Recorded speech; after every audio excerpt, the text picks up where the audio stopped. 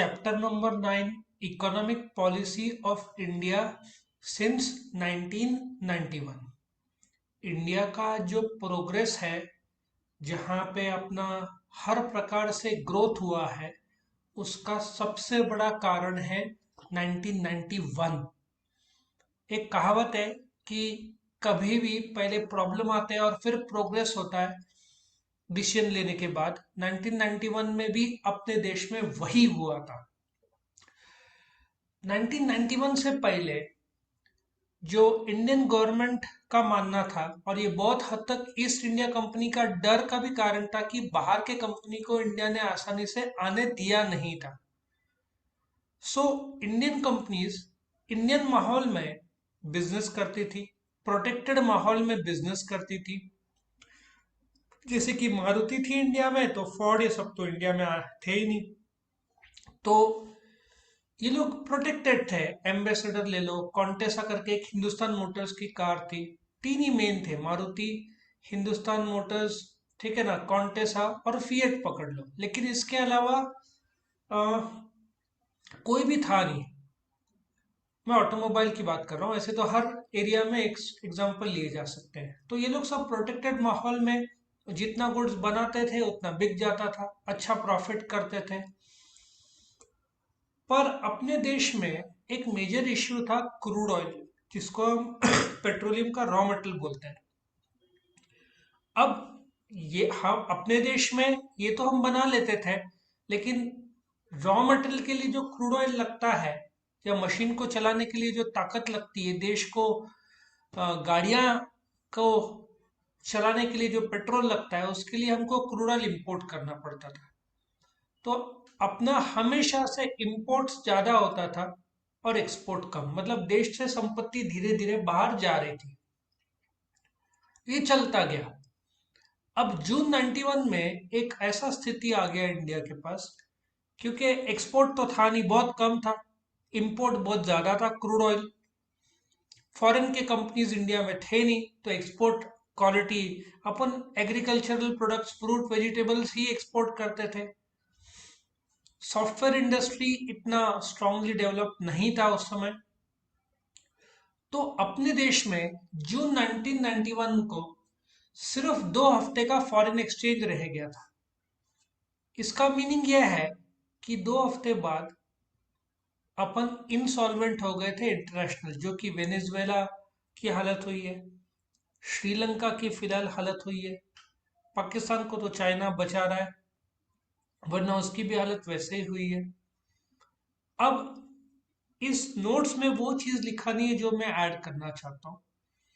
उस समय के finance minister doctor Manmohan Singh, जो आगे चलकर प्राइम मिनिस्टर भी बने, उस समय के prime minister doctor Narasimha Rao थे, finance minister doctor Manmohan Singh थे। ये लोग गए इंटरनेशनल मॉनेटरी फंड के पास। International Monetary Fund foreign exchange का कर्जा देता है, लेकिन इंटरनेशनल मॉनेटरी फंड ने कुछ कंडीशंस रखे कि हम भारत को बचाएंगे यदि भारत ने कुछ हमारे कायदे माने, क्योंकि इंडिया तब तक बहुत प्रोटेक्टेड कंट्री था, बाहर के कंपनीज को इंडिया आसानी से आने देता नहीं था। तो लगभग हमने आईएमएफ के शर्त मान लिए। जो गवर्नमेंट का खर्चा बहुत ज़्यादा था उस समय, गवर्नमेंट को because of Pakistani threat, China के वजह से डिफेंस एक्सपेंडिचर बहुत ज़्यादा था। करीबन 5 लाख करोड़ का तो डिफेंस एक्सपेंडिचर था बजट का। ऐसे सोच लो ना, 20-30% तो डिफेंस में चला जाता था। उस समय पेट्रोलियम सब्सिडाइज थे, मतलब दाम, ऐसा सोचो, 25-30 रुपया था, बनाने का कॉस्ट 70, बेचने का 30-40 रुपया करीबन गवर्नमेंट भरता था। तो सब्सिडी, पेट्रोलियम का जो लोड था गवर्नमेंट पर, 2 लाख करोड़ था। गवर्नमेंट ने वर्ल्ड के अलग अलग कंट्रीज, वर्ल्ड बैंक, आईएमएफ, इनसे लोन लिए थे, तो उसका ब्याज लगता था।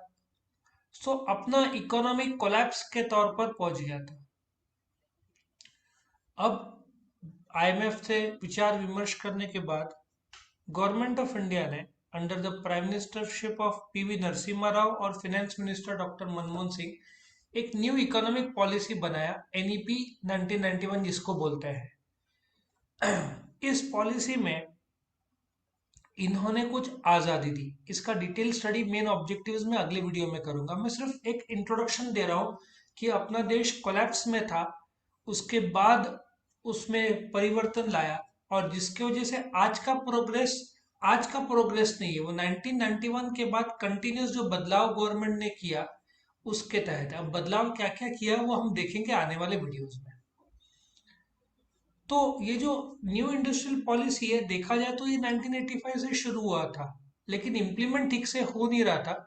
और जब 1991 को कोलैप्स होने में आया तो गवर्नमेंट के पास कोई ऑप्शन नहीं था।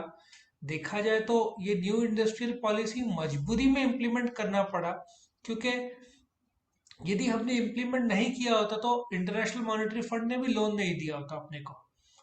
सो न्यू इंडस्ट्रियल पॉलिसी में कि सेंट्रल गवर्नमेंट ही हर चीज कंट्रोल नहीं करेगा, रेगुलेट नहीं करेगा।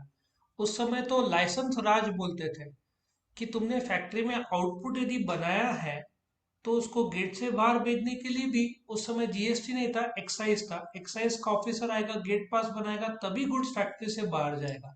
मतलब देखा जाए तो गवर्नमेंट को कंपनीज पर भरोसा नहीं था, ये इसका मीनिंग निकलता है। बाद में गवर्नमेंट ने ये हटा दिया कि तुम खुद गुड्स बनाओ, खुद एक्साइज पे करो, हमारा ऑफिसर नहीं आएगा। ठीक है।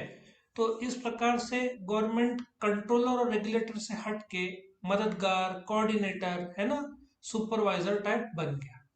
सो ये ढांचा था 1991 के नया इंडस्ट्रियल पॉलिसी के पहले का सिचुएशन, जो अपने देश में फॉरेन एक्सचेंज सिर्फ 2 हफ्ते का बचा था, जिसकी वजह से अपना देश डूब गया था। और उस समय तो महंगाई भी 16.7% था, सब कुछ बहुत महंगा हो गया था।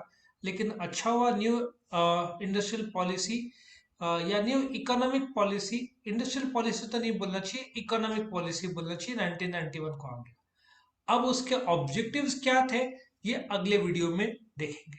वीडियो पसंद आया तो लाइक करना, फ्रेंड्स के साथ शेयर करना, चैनल को जरूर सब्सक्राइब करना।